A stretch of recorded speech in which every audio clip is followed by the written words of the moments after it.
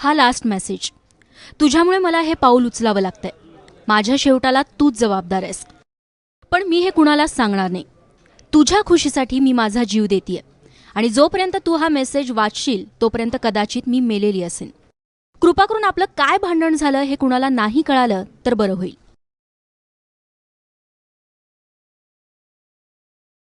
प्रतीक्षानं हा शेवटचा मेसेज केला तो तिच्या एकेकाळच्या जवळच्या मैत्रिणीला. आणि अवघ्या काही क्षणात प्रतीक्षानं रेल्वेखाली उडी मारून जीव दिला.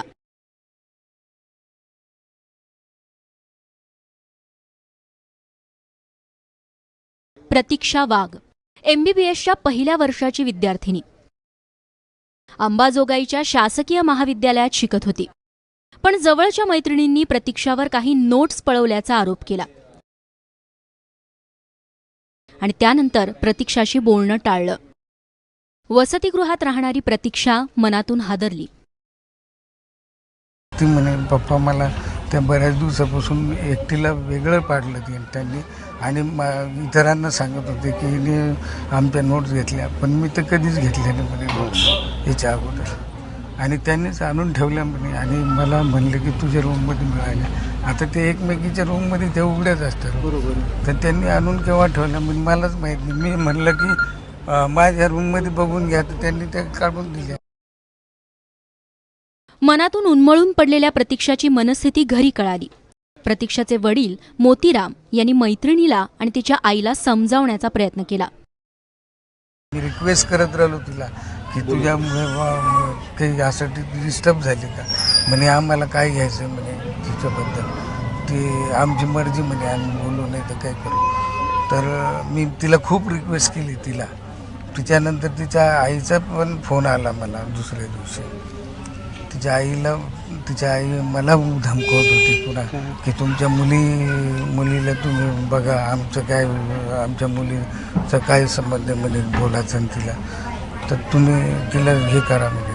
असं थोडं असतं म्हणे कोणाला बोलायचं. तर मी तिला रिक्वेस्ट करत राहिलो, मी पण पालक आहे, तुम्ही पण पालक आहे, माझ्या मुलीशी बोलायला तर बोलायला सांगा. प्रतीक्षा अभ्यासात हुशार होती, त्यामुळे अशा छोट्या मोठ्या गोष्टींमुळे ती जीव देणार नाही यामागे रॅगिंग आणि मानसिक छळाचंच कारण असल्याचा आरोप प्रतीक्षाच्या कुटुंबानं केलाय. जेव्हा एवढ्या टोकाचं पाऊल ह्या मुलीने घेतलेलं आहे तर हा नुसता पुस्तकाचा विषय असू शकत नाही. कारण एक क्वालिफाईड इंजिनिअरिंगची मॉडर्न युगातली वागणारी मुलगी हे इतकं चिल्लर गोष्टीवरून ती आत्महत्येला प्रवृत्त होऊ शकत नाही असं माझं मत आहे.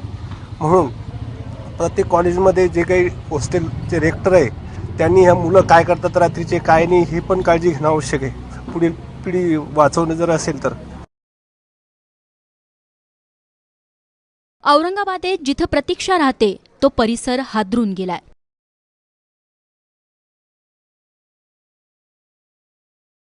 लहानपणापासून प्रतीक्षाला ओळखणाऱ्या शेजाऱ्यांना, नातलगांना अजूनही प्रतीक्षानं आत्महत्या केलीय यावर विश्वास बसत नाहीये. तर जर एवढी हुशार मुलगी आणि एवढी सायलेंट मुलगी जर ही टोकाची भूमिका घेते, यामागे निश्चितच मोठं कारण असू शकणार आहे. आणि यामागे केवळ 4 मुली नाही तर खूप मोठा ग्रुप असणार आहे. आणि जेव्हा कधी अशा घटना होतात तर तेव्हा हे लोक काय करतात, अशा वेळेस यांना संरक्षण कोणी द्यायचं.